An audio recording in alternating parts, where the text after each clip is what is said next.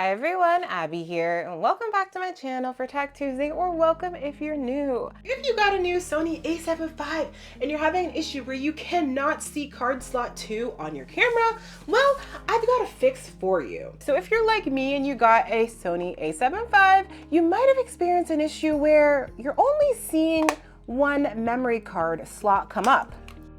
This is something that was super frustrating to me, and I thought the camera was broken. You can see there's only one card. Even if I put in another one, you don't see a second card come up. So I have found a fix for this. I'm gonna show you guys that. It's a really easy fix, so your camera is not defective, don't worry. I did find a fix, and it's something that you can do in just like 30 seconds or so. Before I get into it, make sure to smash that subscribe button for me and like the video if you are able to fix your issue, if you have the same one. So all you're gonna need to do is go into the menu,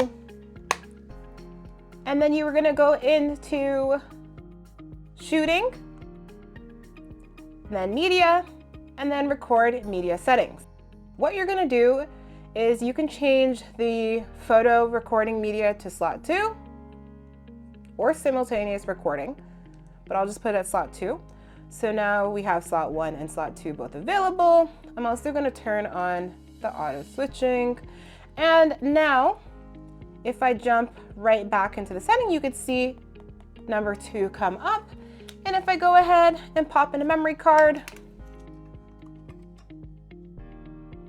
it is red. Now that memory card is full, but you can see now that it is showing up, the card 2 slot, and it's also able to read your card. So that's a quick fix I wanted to share with you guys.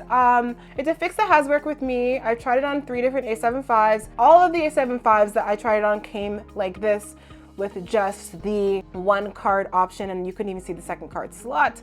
For me, and from what I've seen, a lot of the A7Vs do come with just this set default, especially in Canada where I am. So that's how you fix it. Once again, if you guys were able to fix your camera, this issue, please go ahead and hit that like button for me and subscribe for more videos. And if you guys do want to see a review on the Sony A7V, let me know.